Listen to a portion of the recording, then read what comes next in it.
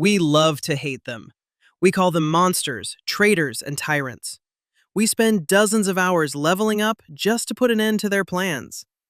But have you ever stopped to listen to why they do it? What if the person you're trying to kill is the only one actually trying to save the world? Welcome back to GN. Today, we're stepping out of the hero's shoes and into the minds of the misunderstood. We're counting down 10 villains who were actually right. These aren't your typical power-hungry psychopaths. These are visionaries, patriots, and realists who were willing to become the bad guy to do what was necessary. By the time we reach number 1, you might realize that the hero you've been playing as was actually the one standing in the way of progress. Let's look at the world through their eyes.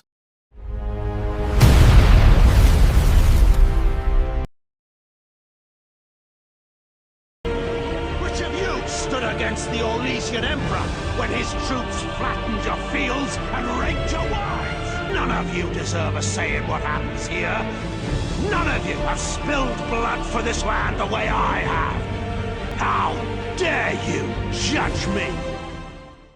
Starting our list at number 10 is a man many players love to hate, Loghain Mac Tir from Dragon Age Origins. At first, he seems like your classic traitor, leaving his king to die on the battlefield. But if you look deeper, Loghain isn't driven by a lust for power, but by a terrifyingly logical fear. Loghain is a war hero who spent his life freeing his country, Ardyn, from foreign occupation. When he saw his young, naive king inviting those same former oppressors back in to help fight the Blight, he saw it as a death sentence for his nation's independence.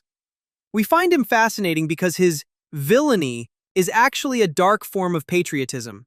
In his mind, it was better to let a king fall than to let a kingdom become a puppet state once again. He made the ultimate ends justify the means play, choosing a civil war over foreign reliance.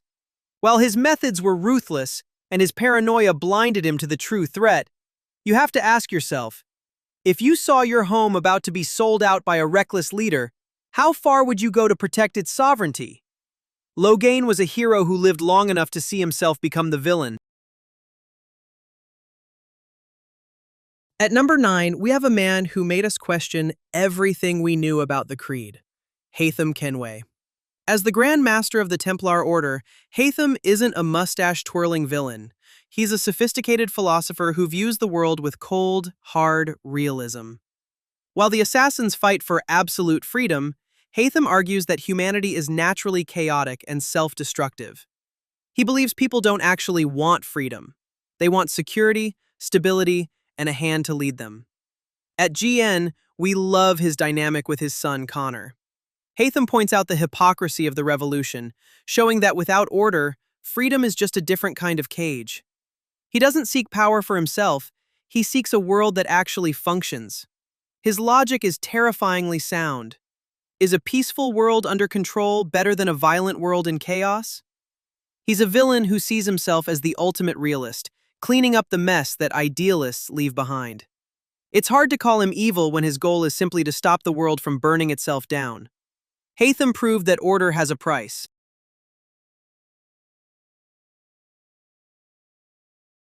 Coming in at number 8 is the most tragic antagonist of the Norse era, Baldur. When we first meet him in God of War, he feels like an unstoppable, arrogant psychopath. But as the ice begins to melt, we realize his rage isn't born from malice, it's born from a sensory void. To protect him, his mother Freya cast a spell that made him invulnerable to everything. But there was a catch. He couldn't feel anything.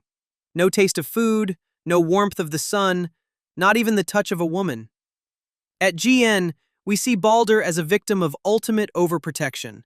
He spent centuries in a living tomb of numbness, driven mad by the inability to experience life.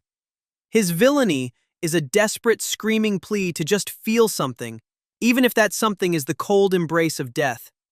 It's hard to call him evil when you realize his entire existence was a sensory deprivation chamber. He didn't want to destroy the world, he just wanted to break the curse of a mother who loved him too much. In the end, his fight with Kratos wasn't about godhood, it was about the right to be human. A heartbreaking reminder that safety can become its own kind of prison. But as we move to number 7, we meet a leader who committed atrocities to save an entire race from extinction.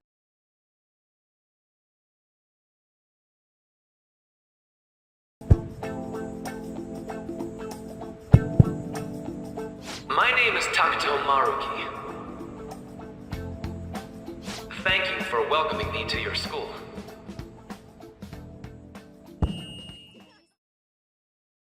At number 7, we have a villain who doesn't want to rule the world. He wants to heal it. Dr. Takuto Maruki from Persona 5 Royal is perhaps the kindest antagonist in gaming history. He doesn't use weapons, he uses empathy to rewrite reality itself. Maruki's logic is simple. Life is full of unfair trauma and soul-crushing loss. So he creates a world where every tragedy is undone. The dead return to life, and everyone achieves their dreams. At GN, we find him terrifying because he's actually right about the pain. He offers a world without suffering, but at the cost of your free will. He's a villain who forces you to ask, if you could live in a perfect lie where you're never sad again, would you ever choose the cold, hard truth? Fighting him feels wrong because his heart is genuinely in the right place.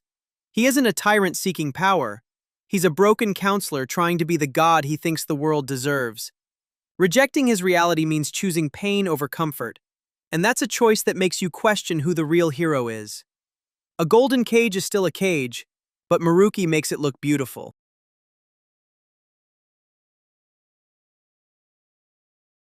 At number 6, we have the man who proved that no good deed goes unpunished. Ardyn Izunia from Final Fantasy XV.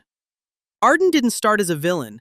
He was a healer, a savior who literally absorbed the darkness of the world into his own body to save humanity.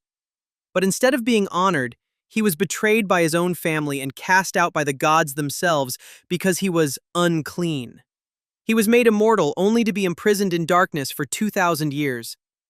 At GN, we find Ardyn's revenge to be one of the most justified in gaming history. He didn't just wake up and decide to be evil, he was a man who sacrificed his soul for a world that rewarded him with eternal loneliness and execution.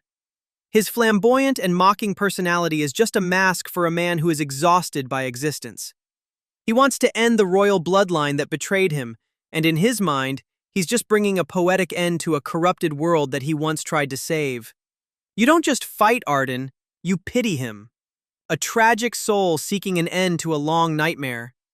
But as we break into the top 5, we look at a man who wanted to build a paradise beneath the ocean, at any cost.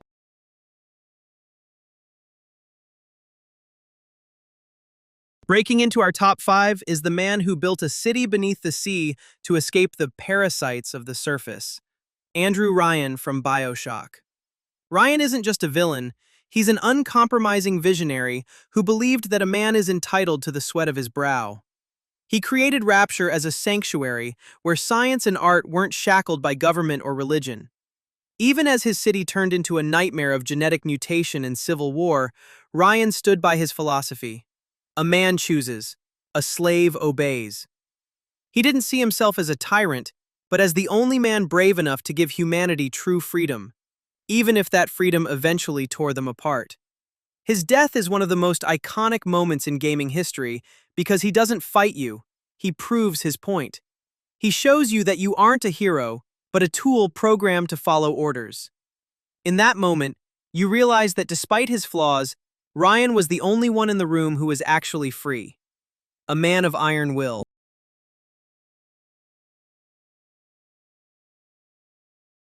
At number 4, we have the man who threw the northern kingdoms into absolute chaos. Letho of Gulet from The Witcher 2. While he's branded as a cold-blooded kingslayer, Letho isn't driven by politics or a desire to see the world burn. He's a man on a desperate mission of survival. Letho struck a deal with the Nilfgaardian Empire to assassinate kings in exchange for the rebuilding of the School of the Viper. At GN, we find his loyalty to his fellow Witchers deeply compelling. He accepted the role of the ultimate villain, knowing he'd be hunted by everyone, just to give his dying brotherhood a future. He doesn't hate the kings he kills, he simply views them as obstacles in a contract that ensures the survival of his kind. What makes Letho stand out is his final conversation with Geralt. He doesn't beg for mercy or justify his crimes with grand delusions. He explains his logic with the cold clarity of a professional. By the end, you realize he's just a distorted mirror of Geralt, a witcher doing whatever it takes to protect those he calls brothers. A professional with a heavy burden. Taking the bronze medal at number 3 is the man who pulled off the most infamous betrayal in FPS history, General Shepard. For years, we hated him for what he did to Ghost and Roach, but if you listen to his final words, you'll find a motive born from a devastating loss.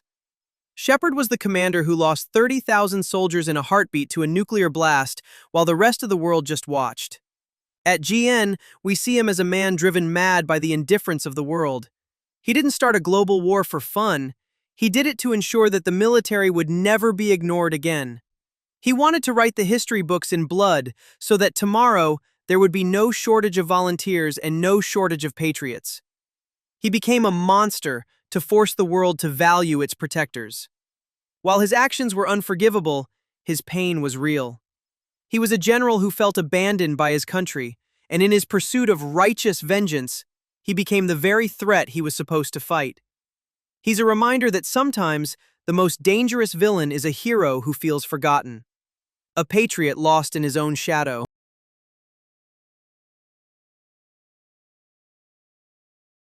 Our silver medalist is the supreme leader of the Covenant, the Prophet of Truth.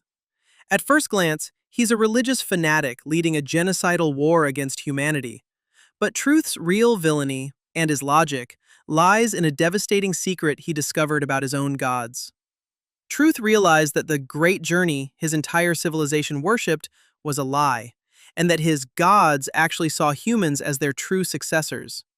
At GN, we find his decision chilling. If he told the truth, the Covenant would shatter into a bloody civil war. So, he chose to double down on the lie. He ordered the extinction of humanity not out of hate, but to protect the political and social fabric of his empire. He became a monster to keep 1 billion souls united under a single, false hope. He is the ultimate cynic. He believed that a stable society built on a lie is better than a broken one facing the truth. He sacrificed everything, including his own conscience, to maintain an order that was destined to fall. It's a terrifying look at how far a leader will go to preserve a legacy that he knows is built on sand. A king of a dying faith. But there is still one left, the ultimate antagonist, the one whose logic is so perfect it's almost impossible to argue against.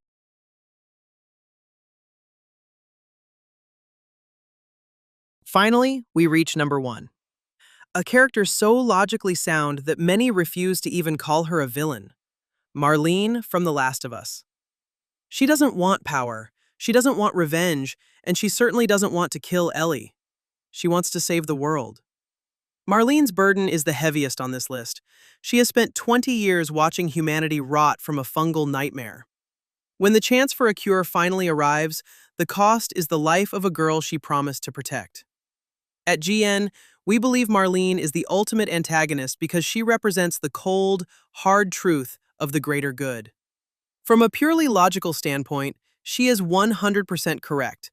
If killing one person can save billions, including the future of the human race, is it evil to make that trade? Or is it the ultimate act of heroism? She is the foil to Joel's personal love. While we empathize with Joel, we cannot deny Marlene's objective morality. She chose the world over her own heart, making her the most tragic and right villain in gaming history. In the end, she wasn't killed because she was wrong. She was killed because she was a threat to a man who couldn't handle her logic. Marlene proves that sometimes the villain is just the person willing to make the impossible choice that no one else can. Look. You can still do the right thing here. It's easy to be the hero when the choices are black and white. But as these 10 characters proved, reality is often a shade of gray. From Shepard's broken patriotism to Marlene's cold mathematical sacrifice, these villains remind us that history is written by the survivors, not necessarily by those who were right. So, I leave you with this question. If you were stripped of your hero title and forced to choose between a comfortable lie and a painful truth, or one life versus a million, would you have the courage to be the villain? Tell us in the comments which one of these characters actually convinced you. Don't forget to like and subscribe to GN for more deep dives into the stories that define us. I'm your host, and remember, every villain is the hero of their own story. We'll see you in the next one.